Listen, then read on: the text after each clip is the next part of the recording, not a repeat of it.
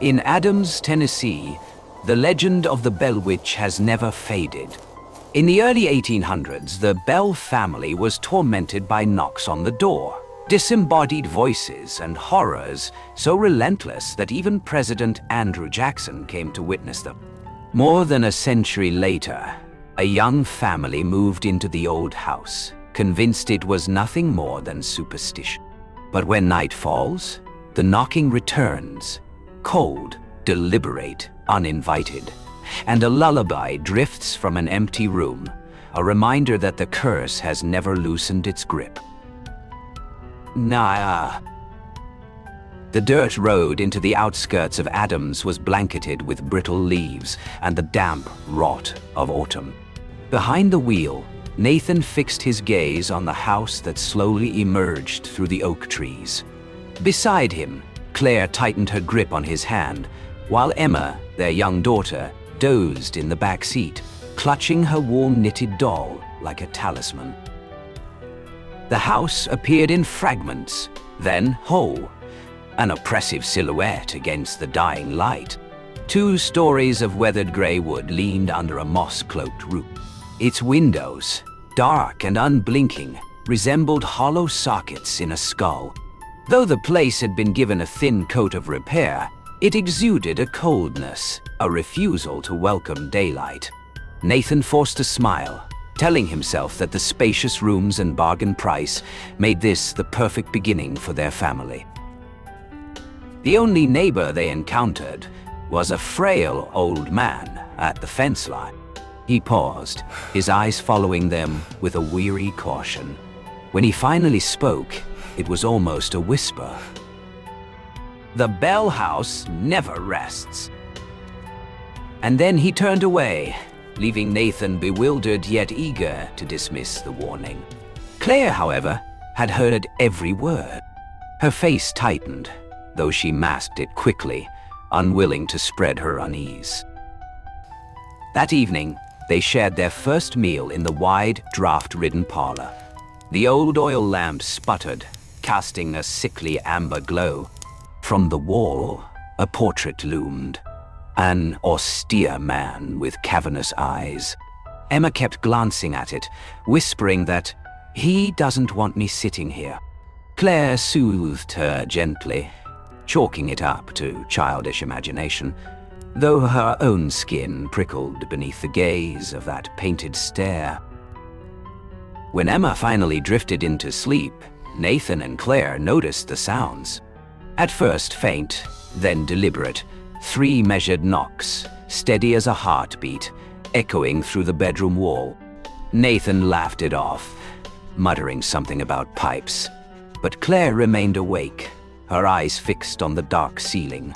To her, the rhythm felt less like plumbing and more like a signal, someone knocking patiently from the other side.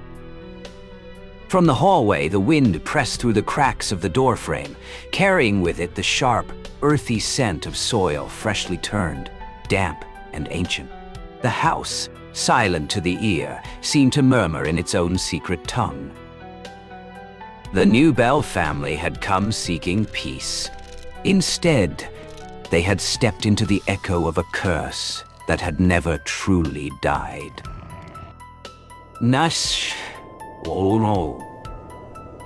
The second night passed, and the knocking returned. This time, it was no longer scattered. 3 sharp knocks in succession, then silence, only to begin again, steady, deliberate, like a hand tapping with patient insistence on the walls themselves. Claire stirred awake, her body stiff with unease. Nathan still slept deeply, but she knew at once these were not pipes, not branches scraping the roof. The sound carried a weight that seemed to rise from inside the house itself. Slipping from bed, she crept down the hallway. The house was a cavern of shadow, moonlight spilling weakly through dust-streaked windows. As she neared Emma's room, Claire froze, heart pounding.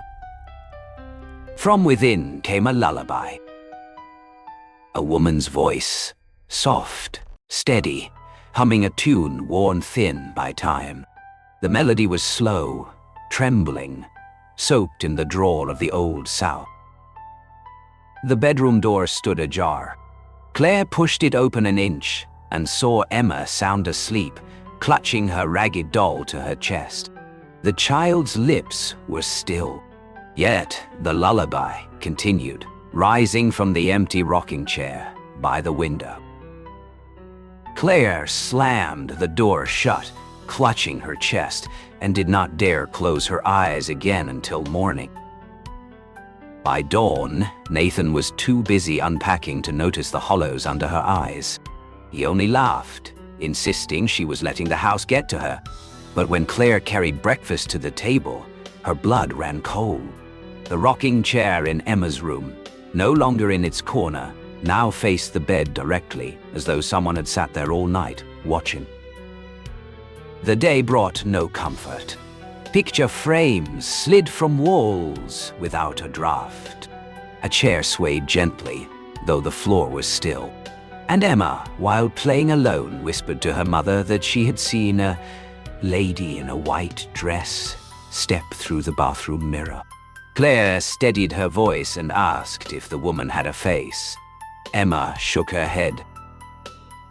No, she never turns around. That evening, Nathan finally saw what Claire feared. As he sat reading in the parlor, the window burst open, though the night outside was breathless and still. A gust of cold air tore through, flinging the book from his hands. And in that fleeting moment, as he bent to retrieve it, he swore he saw her. A pale figure in a long white dress, hair falling like a curtain, gliding across the mirror's surface before vanishing with the blink of an eye. That night, the lullaby returned. Its ghostly cadence swelled through every room, wrapping around them like a shroud. Nathan gathered his wife and daughter close, straining to appear unshaken. Yet in the pit of his stomach, the old man's words returned. The bell house is never at rest.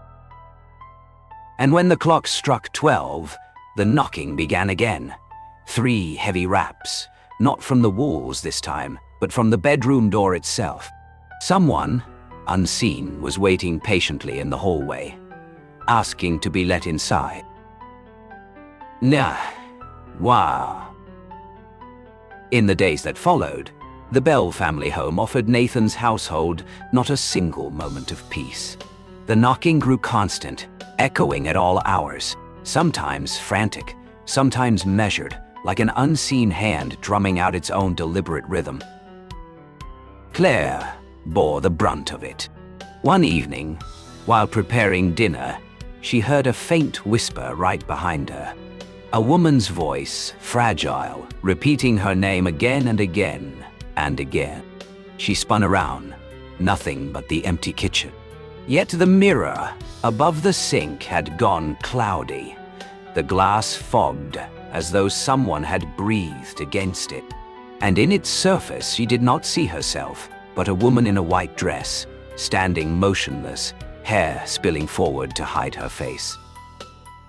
Claire screamed, dropping the fork from her hand.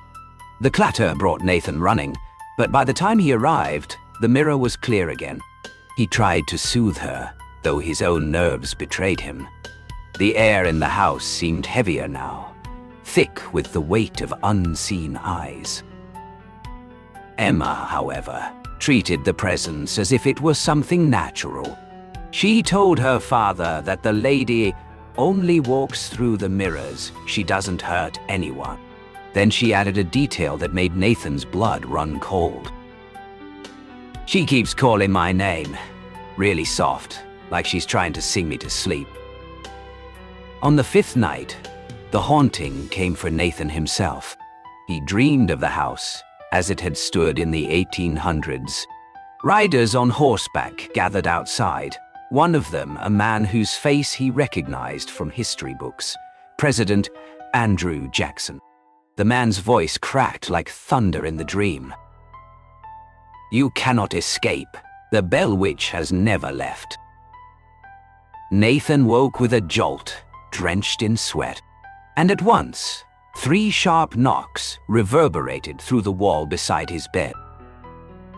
The next morning, shaken, he went to the town library.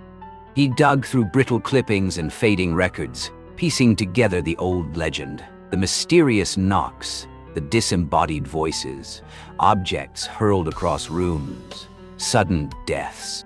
There it was in ink.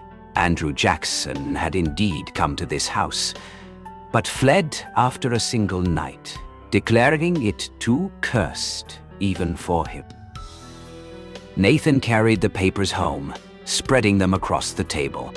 Claire paled as she read, while Emma traced her small fingers across photographs of the old Bell home.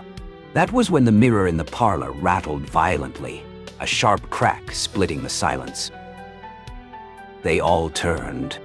The glass shivered, misting over, and a sentence scrawled itself in crooked strokes, as though carved by a finger no one could see. I never left. No one dared breathe a word. The silence pressed down, broken only by the pounding of their own hearts. And then she appeared again.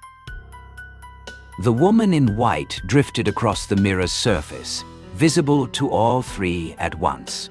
Her face remained hidden, but her presence swept through the room like a frost. Only then did the family understand. They were not merely living in an old house. They had stepped directly into the heart of a curse, and the way out was already beginning to close. Ow! The nightmares had bled from history into the present. Night after night, the Bell house grew heavier with dread. At sunset, the air turned unnaturally cold. Breath rose in clouds. Knocks rolled along the walls, mingling with whispers that made no sense in any human tongue. Nathan fought to keep calm. He locked every window, checked every room, but nothing stopped it. Claire was wasting away, her face hollow, eyes bruised from sleepless nights. She no longer only heard the lullaby. Now she felt a frozen hand settle on her shoulder whenever she stood alone in the kitchen. She would spin around and find nothing, only the wooden chair, always turned toward her, as if someone had been sitting there all along. One night, Emma woke in tears. She pointed at the bedroom mirror, sobbing.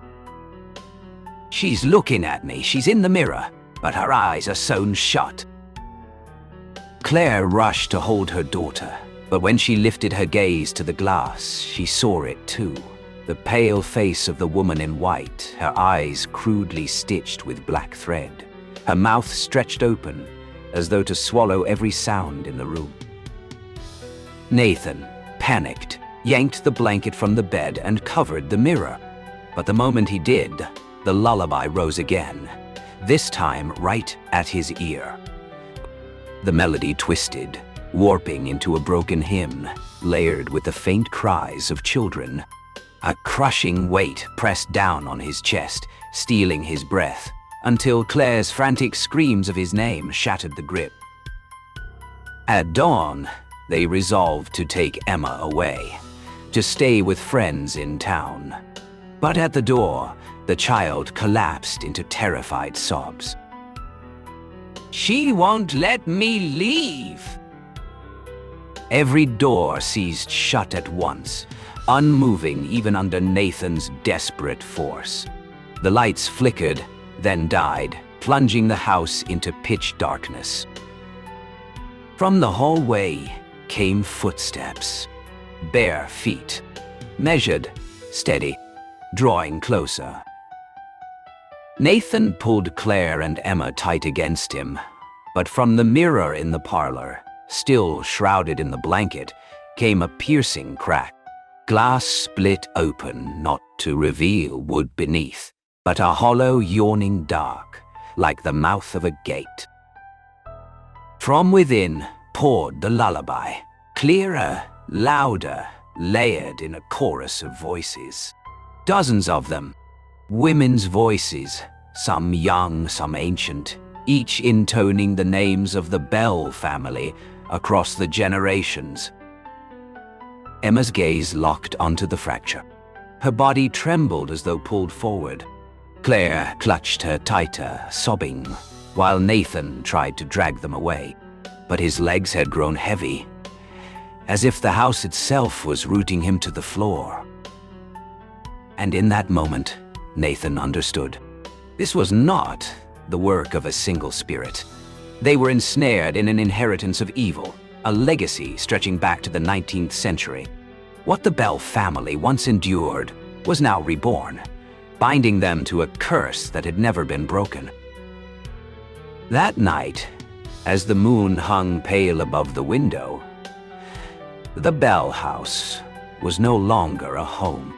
It had become a ritual made flesh, where past and present bled into one, and at the center stood Emma, the child whom the voices longed to claim. Kneel bow. The final night began with silence.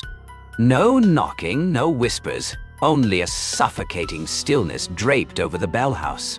Nathan felt his skin crawl. This was no peace. It was the storm crouching low, waiting to break. Emma slept fitfully in her mother's arms. Claire tried to lull her with a soft song, her voice trembling. But halfway through, horror struck her. It was not her lullaby. It was the lullaby, the same dreadful tune that had haunted their nights. The melody wasn't hers. It was being forced through her throat. She stopped at once, clutching Emma tighter, her breath caught in fear. In the darkness, the cracked mirror in the parlor began to split further.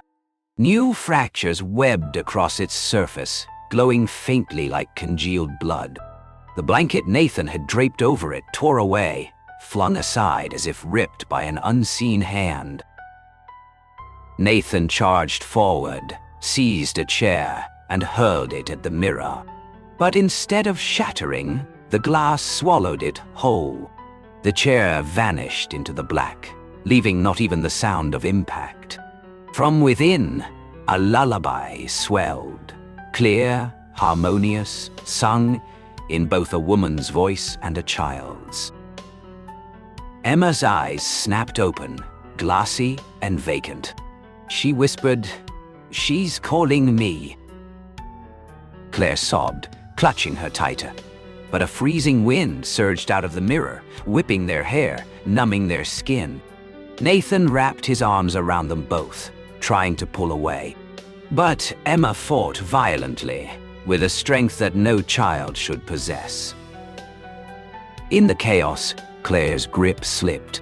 Emma broke free. The little girl walked toward the mirror, calm as though stepping into an embrace. Nathan lunged after her, screaming until his voice tore, but he caught only the hem of her dress before her small body passed through the fissure of light. And then, silence.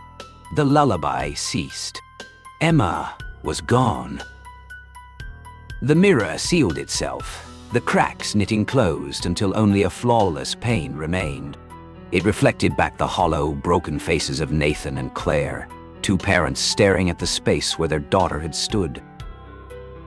By morning, the police arrived.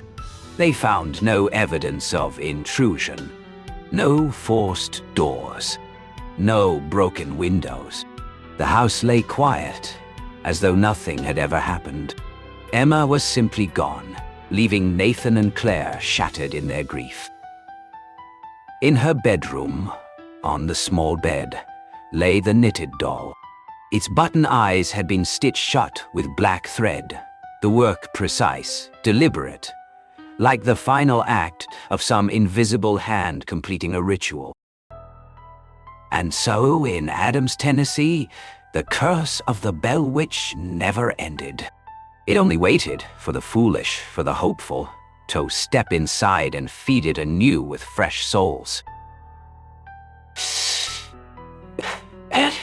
Ow!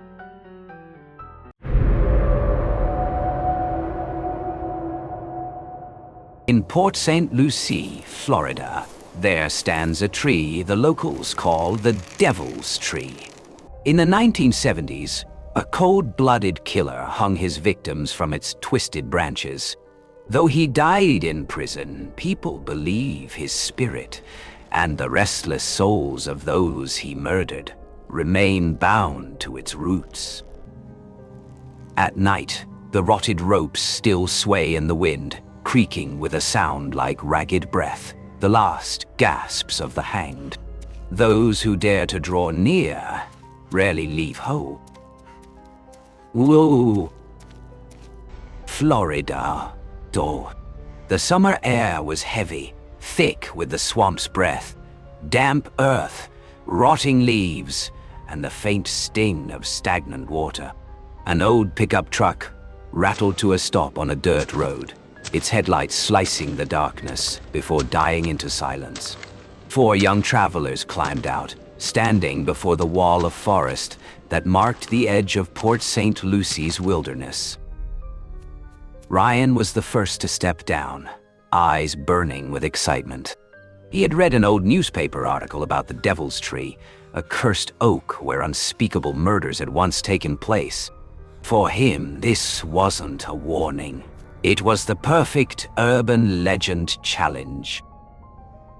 Lena, his girlfriend, was less enthusiastic. Arms crossed, she stared at the dense tree line with suspicion. "This is insane," she muttered under her breath, though she followed anyway. She wasn't superstitious, not really, but the thought of standing where real people had died twisted her stomach into knots. Chris, tall and broad-shouldered, carried his ever-present video camera. He grinned as he filmed the group, already imagining how the footage would play out. "Found footage gold," he joked, panning across Lena and Maya. But Maya didn't smile. Quiet, withdrawn, she had felt uneasy the moment they pulled off the road. The heaviness in her chest grew stronger with every step. The 4 trekked deeper along the dirt path. The chorus of insects grew sparse, replaced by an unnatural silence. Nearly an hour passed before they stumbled into a small clearing, and there it was. The Devil's Tree. It towered above them, a grotesque sentinel of wood and shadow. Its bark was gnarled and cracked, the limbs bent at odd angles like broken arms. Hollow knots stared back like twisted faces. From the largest branch hung a single rope, frayed and rotting, swaying gently in the warm breeze. The creak it made was sharp, dry, like a strained breath caught in a dying throat. Maya shivered, convinced that unseen eyes were watching from the darkness. Chris raised his camera, tilting slowly upward to capture the full scale of the tree. "Perfect," he whispered. Ryan stepped closer, pressing his palm to the rough bark. Despite the heat around him, the wood was unnaturally cold. For an instant, he swore he felt a faint, steady pulse beneath his hand, like a heartbeat buried in the trunk. He yanked his hand back, masking his unease with a grin. "Here," he said firmly. "We camp here, right under the Devil's Tree." Lena stared once more at the dangling rope, unease clawing at her. But when Ryan struck a match to start a fire and Chris circled eagerly with his camera, she reluctantly joined in. Maya remained seated on the ground, her gaze fixed on the swaying rope, as though she expected something heavy to drop from it at any moment. The night crept in, shadows stretching long and endless. And as darkness swallowed the clearing, the Devil's Tree cast its shadow over them all. "Now then." The fire crackled and spat, casting trembling light across the clearing. The 4 sat in a rough circle, beer cans in hand, doing their best to laugh, to pretend at ease. But the massive trunk loomed above, its shadow stretching long and heavy, swallowing the fire's glow as if it wanted to smother the night itself. Chris rarely lowered his camera. He moved slowly, capturing every detail. The frayed rope swaying in the breeze, the warped knots in the bark that resembled twisted faces, the firelight flickering against the tree like shadows writhing across its skin. He smiled, satisfied. This was the perfect set for a horror film. Ryan, with the eager tone of a storyteller, recounted what he had read, how a serial killer once bound his victims, tortured them, then hung their bodies from the very branch above them. The man had died in prison, but visitors swore they'd heard the rasp of tightening rope, seen the silhouette of bodies dangling in the dark. His voice dropped lower, savoring the tension. But as he finished, the forest wind rose suddenly, scattering embers through the air. Lena shivered, her gaze fixed on the rope as it swayed harder. "That's enough, Ryan," she snapped quietly, though gooseflesh prickled her arms. Maya hadn't looked away once. Her voice was barely more than a breath. Is there someone hanging there?" All eyes turned upward. Nothing, just the rope, twisting idly. Chris chuckled, but when he glanced at the viewfinder, his grin faltered. On the tiny screen, a faint silhouette dangled from the branch, its shape swaying in rhythm with the rope. He blinked, tilted the camera again, and it was gone. He said nothing. The night thickened. Around them, the forest was unnervingly still. No crickets, no frogs, only the sigh of wind sliding through the branches. The air grew dense, each breath sticking in their throats. Near midnight, Maya bolted upright, pale and trembling. She stammered that she'd heard whispering right against her ear while her eyes were closed. It said my name," she whispered. Ryan brushed it off, insisting it was her imagination. But then, a sharp crack at the base of the tree. All four heard it, clear, distinct, like a rope tightening. Chris swung the camera around, its small light piercing the dark.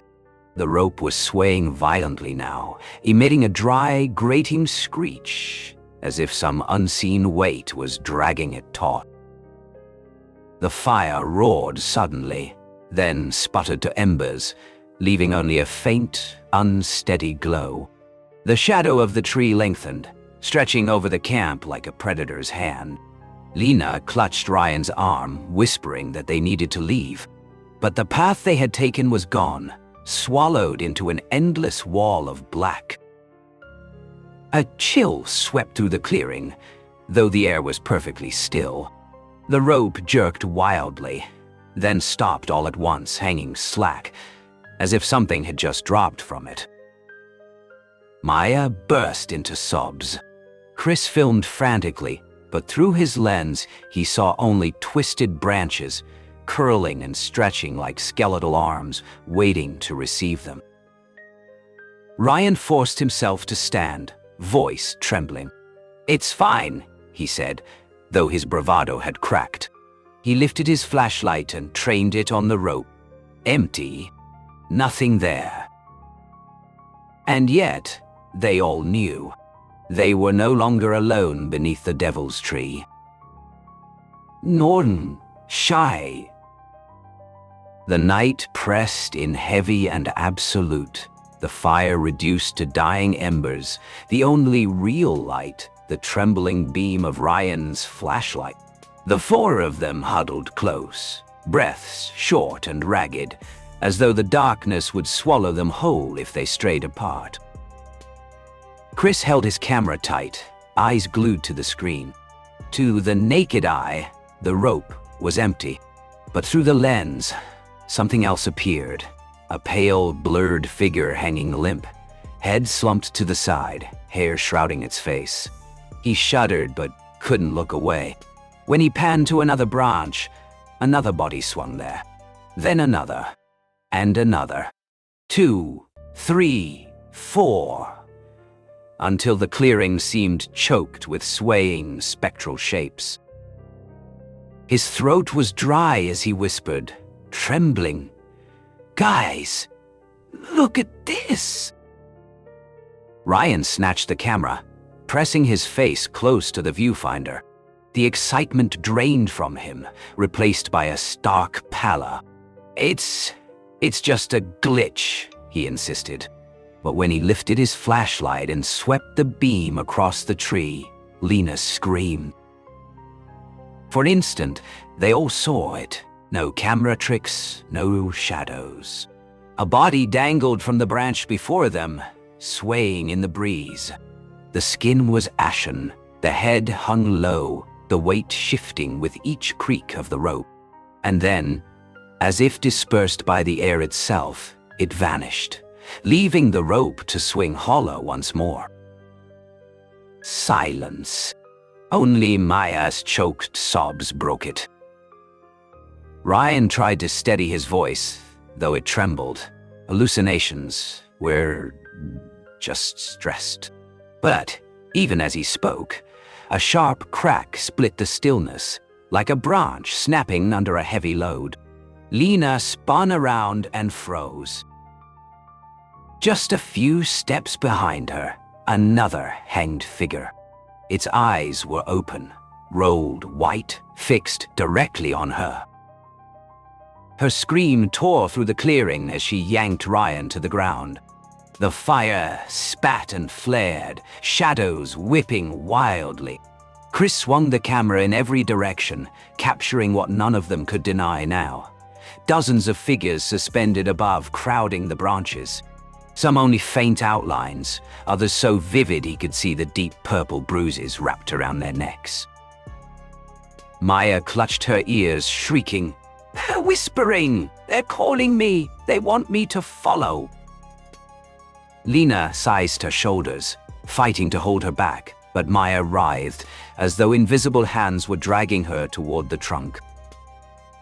Ryan raised his light, shouting into the void, "We're not afraid. We only came to see." But his voice was drowned in the sudden chorus of sound, the simultaneous screech of ropes straining, taut and merciless. Above, the phantom bodies swayed together in rhythm, a silent choir twisting in a wind that wasn't there. A pale glow shimmered faintly, as though the clearing itself had become a macabre stage. Chris let the camera drop, clutching his head, mumbling, "They're not going away. They're here. They want us to take their place." The fire died with a hiss, plunging everything into suffocating black. Only Ryan's flashlight flickered, its beam jittering across fractured glimpses of horror. And in that trembling glow, all three saw the same vision. Themselves, each one of them, hanging from the branches. Bloated faces, bulging eyes, rope-burned necks. The flashlight clattered to the ground, rolling, casting fractured light up the trunk of the devil's tree. Maya went still, her eyes emptied, her lips moved with a voice that wasn't hers. "You cannot leave. The tree has chosen." No one had time to react. A sudden gust of icy air swept the clearing, and the rope groaned loud and sharp, ready, waiting for a neck to claim. "Lullabies." The wind howled through the clearing like a chorus of the damned. Shadows danced wildly across the devil's tree, broken fragments of light from Ryan's fallen flashlight stuttering across the dirt and flaring briefly against the swaying figures above. Maya stood rigid, eyes rolled white, lips moving ceaselessly. "It's calling me, telling me to climb higher. It says I'll be free." Her voice was no longer her own. It was layered, distorted, as though countless other voices were speaking through her, groaning from deep within the earth. Lena clutched her tightly, sobbing. Don't listen. Maya. It's not real. It's not. But Maya's body was cold and stiff, as lifeless as a corpse on its feet. Ryan lunged forward, grabbing Maya's arm to pull her away from the trunk. The moment he touched her, a crushing force clamped onto his hand. Agony seared down to his bones. He tore himself free with a scream, collapsing, his palm seared red with rope-like burns, as though the bark itself had branded him. "The tree," Chris stammered, his camera trembling in his grip. "It's alive. It wants blood. It won't let us leave." He swung the lens upward and saw that the hanging shapes were no longer spectral illusions. They moved, their heads tilted in unison, gazes falling on the living below. White, lidless eyes gaped wide, mouths hung opened. And for a heartbeat, Chris swore he heard it, the collective crack of necks snapping, echoing through the clearing. Then it struck. From above, a rope uncoiled, slithering down with the speed of a striking snake. In an instant, the noose cinched tight around Maya's throat and yanked her skyward. Her scream split the night. She kicked and clawed, her legs thrashing as the rope bit deeper, skin darkening to a brutal violet. Lena and Ryan seized her legs, dragging downward with all their strength, but the invisible force from the tree pulled harder, inexorable. Inch by inch, Maya rose into the air. "Cut it! Cut the rope!" Ryan roared. Chris fumbled in his pack, yanked out a small knife, and slashed at the noose. Sparks flew as the blade bounced off. The rope wasn't fiber at all, but something impossibly hard, like frozen steel. Chris staggered back, hands trembling. Maya shrieked, then fell silent. Her body twitched violently before sagging, limp. Her eyes bulged, her chest heaving ragged gasps that faltered and broke. The only sound was the dry rasp of the rope grinding against bark. "No!" Lena screamed, clawing at the tree itself, her fingers splitting, blood streaking the bark. But the branches writhed like grotesque limbs, curling out and striking her down into the dirt. Ryan's voice cracked into madness. He threw his arms wide, shouting at the looming trunk. "What do you want? Take me instead. Let her go." And the forest answered. A laughter erupted, harsh, guttural, spilling from every direction at once. It was everywhere, echoing in the trees, grinding through the soil, shaking in their bones. The hanged shadows thrashed wildly, swaying like a grotesque choir applauding his desperate plea. Chris filmed, his voice breaking into a whisper. "It never lets go. Anyone who comes here belongs to it." Maya dangled high above, her neck grotesquely twisted, and then, slowly, her lifeless eyes rolled forward, bleaching to a blank, vacant stare. The same hollow gaze as the others.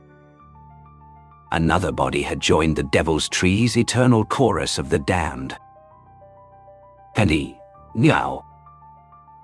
Maya dangled in the air, her body limp, her face bruised and purple, her eyes hollowed into something that no longer belonged to the living. Lena screamed her name again and again, but her cries were swallowed by the skeletal trees, fading into nothingness. Ryan yanked Lena to her feet, the burn marks of the rope still glowing red across his palm. His voice cracked, raw with desperation. "We have to leave, now, before it takes us too." Chris clutched the camera tight, trembling. "You don't get it. There is no way out. It won't let us go." As if to confirm his words, The forest shifted before their eyes. The path they had taken to enter this place was gone, swallowed whole. In its place loomed walls of trees, their twisted branches knitting together like blackened fingers to bar their escape. Every direction they turned, the beam of the flashlight cut only into suffocating dark, heavy with swaying silhouettes, bodies swinging just beyond reach. Lena's teeth chattered. It's like we're trapped inside it. Ryan's grip tightened around the knife, his eyes feral. Then we kill it. We cut the damn tree down. He lunged at the gnarled trunk, hacking again and again. Each strike rang out not like wood, but like shrieks, agonized, piercing, human. Thick sap bled from the wounds, dark and syrupy, reeking of iron and rot. The stench gagged Lena. She doubled over, retching. Chris instinctively raised the camera. Through the lens, Ryan's form blurred, his face flickering into that of a hanging corpse, eyes bulging, mouth gaping in eternal scream. "Ryan, stop!" Chris cried out. "It's turning you into one of them." The knife slipped from Ryan's grip. He staggered back, clawing at his throat. Rope marks carved deep across his neck, tightening as if dragged by an invisible noose. His breath hitched, a wet rattle. He reached toward Lena with trembling fingers. "Run, Lena, run." She seized his hand, sobbing, trying to wrench him free from the tree's hold. But in a heartbeat, the darkness surged, devouring him whole. When the flashlight swung back, Ryan was gone. Only a rope dangled gently from a branch, swaying in silence. Lena collapsed, choking on grief. Chris hauled her up, his own voice shredded. "We have to keep moving. We have to try." They stumbled blindly through the shifting woods, but the deeper they ran, the more the forest filled with them. Bodies, hanging from every branch, dozens, hundreds. Vacant eyes followed their steps, mouths slack in silent mockery. Among the faces, Lena saw Maya, Ryan, and countless others she didn't know, victims of generations past, bound eternally to the tree's curse. Their family had grown. The flashlight sputtered, its glow dimming battery drained to the final breath. Chris whispered to the dark, as if confessing to himself. "As long as the camera records, someone will know. Someone has to know." But Lena already understood. No one would believe. No one would ever find them. The wind rose in a hollow roar, twisting into laughter, into a dirge. Overhead, the moon vanished behind the branches, smothered. The forest drowned in black. The tree had chosen. Arnen.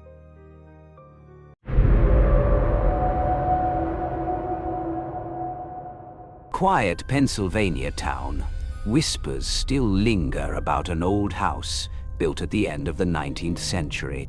Beneath its creaking wooden floors lies a bottomless cellar, where darkness swallows every trace of light. Those who dared to descend never returned. Only the echo of footsteps remains, repeating endlessly through the night. The house has changed owners many times, but no one has ever stayed for long. Now, a middle-aged man has moved in, clinging to the hope of a fresh start, unaware that the darkness has been waiting for him. And soon. Arthur turned off the main road just as dusk settled over the town. Autumn in Pennsylvania hung heavy in the air, damp, cold, and pressing down on everything, even his thoughts. The house waited at the bottom of the hill, a hulking shape of darkened timber, its roof sagging beneath the weight of age, its windows rotted and hollow like empty eyes staring into the void. The moment Arthur pushed open the door, he was swallowed by the smell of mildew and rotting wood. The hinges wailed in protest, a long metallic groan, like something grieving. The ceiling loomed high but shrouded in shadow, draped with cobwebs that fell like curtains. The floorboards groaned underfoot, each step echoing far too loudly for the size of the room, as if the house were hollow inside and slowly devouring every sound. He followed a narrow corridor where weak light seeped through dust-streaked windows, revealing peeling paint and dark stains creeping along the walls. The rooms lay abandoned, furniture cloaked in sheets, the chill sinking into his skin. The farther he walked, the heavier the air became, thick and suffocating, as though the house itself breathed at a slower, alien rhythm. At the end of the hallway, he noticed a door smaller than the rest. When he pulled it open, a yawning darkness stared back. A steep wooden staircase plunged downward, its steps slick and blackened with damp. From below drifted a breath of air, cold, earthy, smelling of stone and decay, carrying with it the sense of something endless. Arthur froze, his heartbeat pounding. He snatched a lantern from the hall, its yellow flame trembling as he lowered it toward the stairs. The light reached only the first few steps before being consumed by shadow. The silence below was oppressive, as though even sound refused to exist there. An inexplicable pull urged him forward. Arthur placed his foot on the first step. The wood groaned sharply. Then the sound died into nothing. He descended further, the lantern flickering, casting light on stone walls, slick with moisture. The deeper he went, the thicker the dark became, as if some enormous hand were closing around the space itself. Suddenly, he stopped. A chill threaded its way up his spine, an instinctive warning he couldn't ignore. He lifted his gaze downward and saw only a vast black pit with no end. The lantern flame sputtered, dimmed, and nearly died, leaving him stranded in a suffocating abyss. Heart racing. Arthur turned back and climbed quickly, his breath ragged. When the cellar door shut behind him, the sound reverberated through the house, like the heavy exhale of something ancient and waiting in the dark. He did not know that, with that single step, he had awakened what had been patient for more than a century. Nay, Awims down, deep. The first night in the old house dragged on like a trial. Arthur lay on the sagging wooden bed, the thin blanket useless against the chill that seeped from the floorboards and stone walls. Outside, the wind hissed through cracks in the shutters, but it could not mask another sound rising from the depths below. Footsteps. Slow, deliberate, as though someone were climbing the cellar stairs, one creaking step at a time. Each groan of wood reverberated through the silence, too precise, too human to dismiss. Arthur squeezed his eyes shut, telling himself it was only the timbers settling in the night's cold. But the rhythm was undeniable. He tossed and turned until dawn, when at last the sound dissolved, as if it had never been there. The next morning, Arthur buried himself in chores to shake the unease. He dusted old tables, flung open the windows, let sunlight flood the rooms, yet no matter how bright the day, the house remained damp and clammy. Out in the yard, he caught the gaze of an elderly neighbor standing motionless, cane in hand, watching. The wrinkled face gave no sign of feeling, only lingering too long on the half-open cellar door before turning away. That wordless glance etched itself into Arthur's mind like a silent warning. On the second night, the sounds returned. This time, they began faintly, as if from some unreachable depth. The measured rhythm struck through bone, louder and longer than before. Arthur sat upright, his pulse racing, listening. The footsteps climbed higher, step by step, then stopped just beyond the cellar door. He held his breath, his body rigid with terror. A dead hush followed. Then breathing, heavy, ragged, pressing against the wood. It crawled into his ears, hot and wet, until his skin prickled. Candle in hand, Arthur crept to the hallway.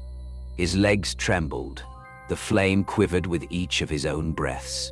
When his fingers brushed the icy iron handle, the sound cut off at once. He cracked the door open. Nothing. Only a slab of black silence, thick and endless.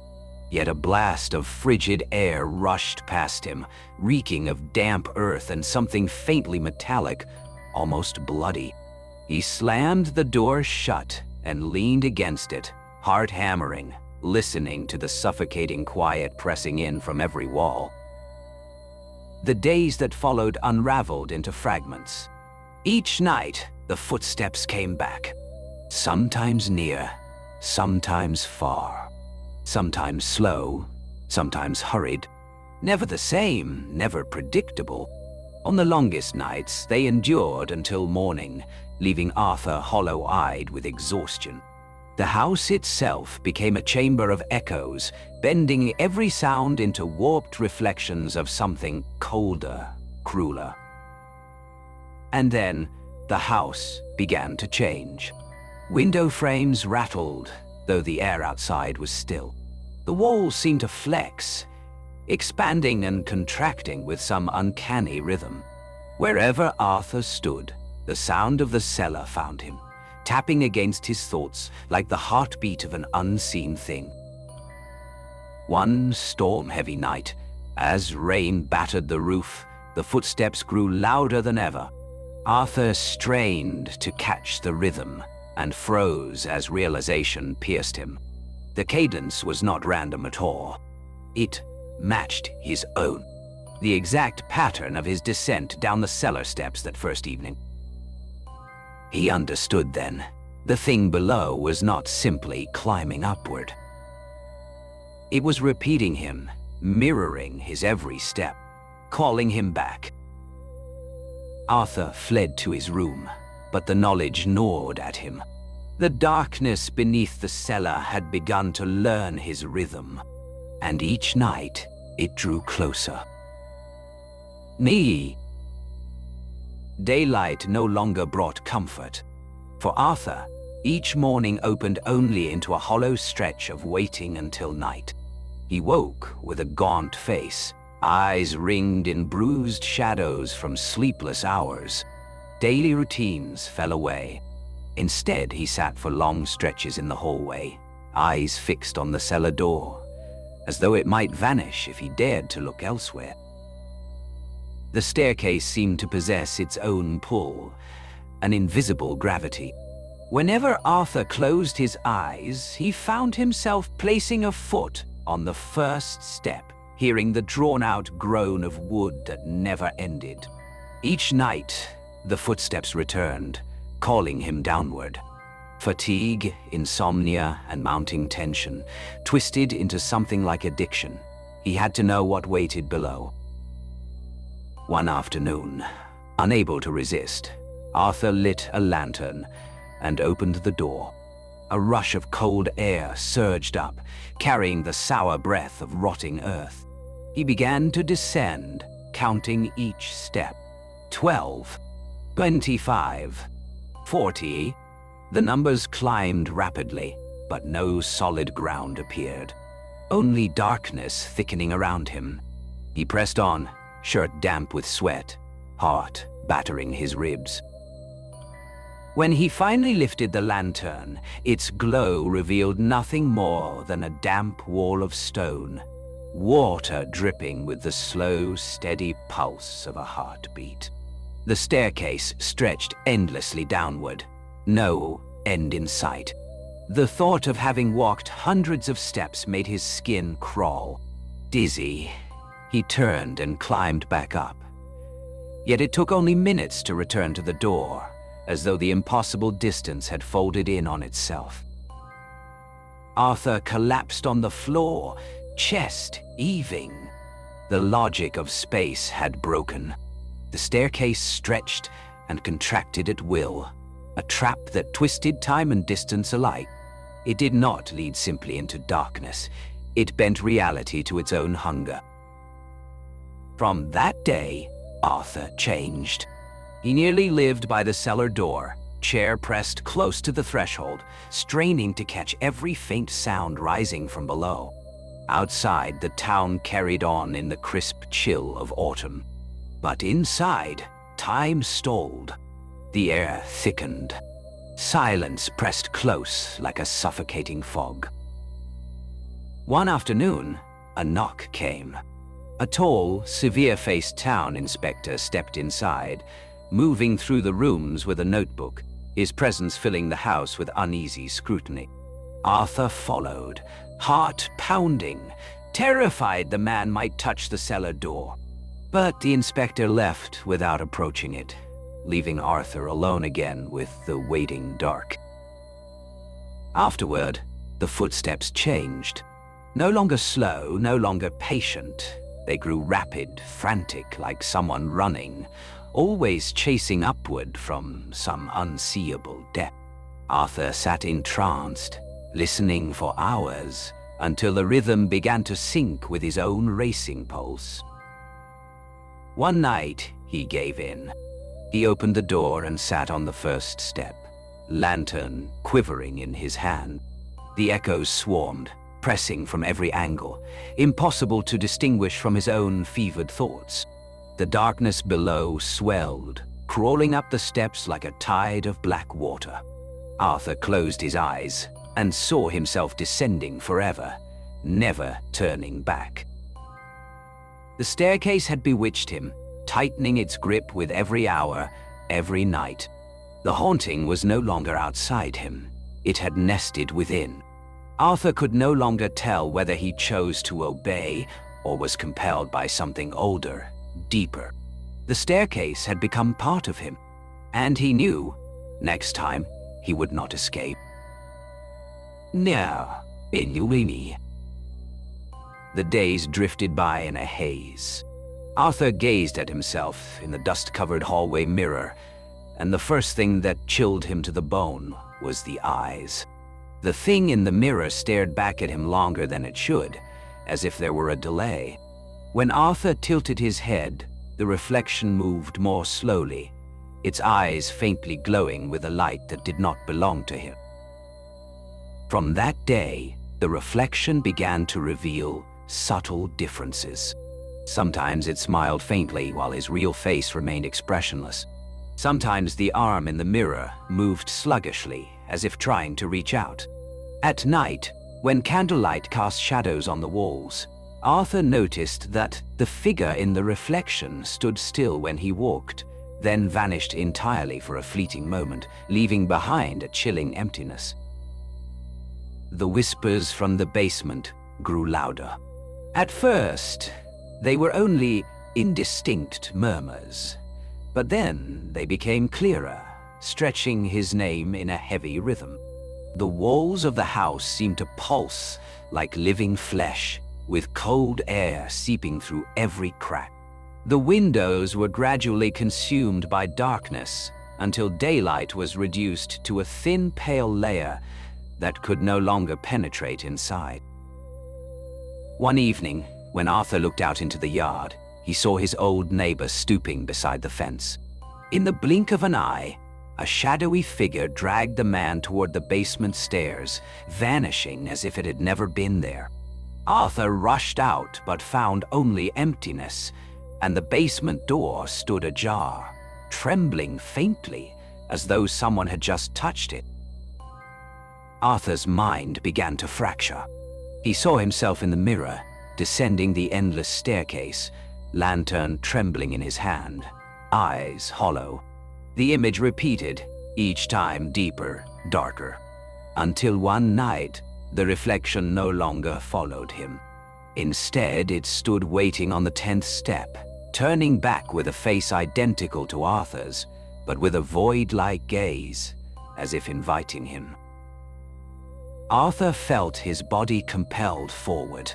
The house was silent, the air thick, every door tightly shut. The staircase yawned open like the mouth of an abyss. His shadow on the wall had vanished, replaced only by the imposter waiting below. Arthur knew that if he stepped down this time, he would never return. But the flame within his heart no longer belonged to him. It belonged to the basement.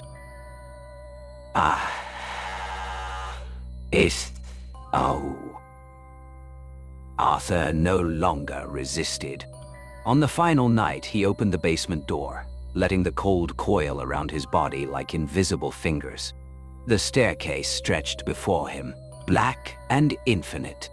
The lantern in his hand trembled, its meager light swallowed by the void, leaving behind shadows that expanded and contracted as if they were breathing. He began to descend. The groan of wood echoed, then dissolved into nothing. Each step sank deeper into his body, transforming into an alien rhythm that no longer belonged to Arthur. From the depths, whispers rose to meet him, merging with his footsteps, forming a ghastly chorus. Time no longer existed. Distance no longer mattered. There was only repetition. Arthur kept descending, counting in his head, but the numbers tangled and slipped away. When he looked up, the stairs still stretched on, endless, without destination. Around him, blurred figures emerged, emaciated, hollow-eyed shades trudging in the same eternal loop. They did not see him. They only continued, trapped like puppets in the punishment of darkness. Arthur realized with sudden horror that the footsteps he had heard night after night were never from another soul. They had always been his own, an echo of himself, bound forever in this warped space, the sound of a destiny already sealed. Panic flared. He tried to turn back, but his legs refused to obey. They carried him downward, steady and unyielding, until his steps blended seamlessly with the eternal echo. The lantern died, plunging him into the infinite pit, where there was no longer a line between man and shadow. By morning, the house was silent. A town inspector stopped by, jotting down notes about a suspicious disappearance. The basement door was closed, dust thick upon it, as though no hand had touched it in years. Arthur was gone without a trace, leaving only the house itself, cold and patient, waiting for the next soul. And at night, those who pass the slope swear they hear sounds rising from beneath the earth, footsteps, slow and deliberate, repeating endlessly, never fading. They say it is Arthur, now part of the basement itself, devoured along with all who dared to gaze into the darkness. Meow.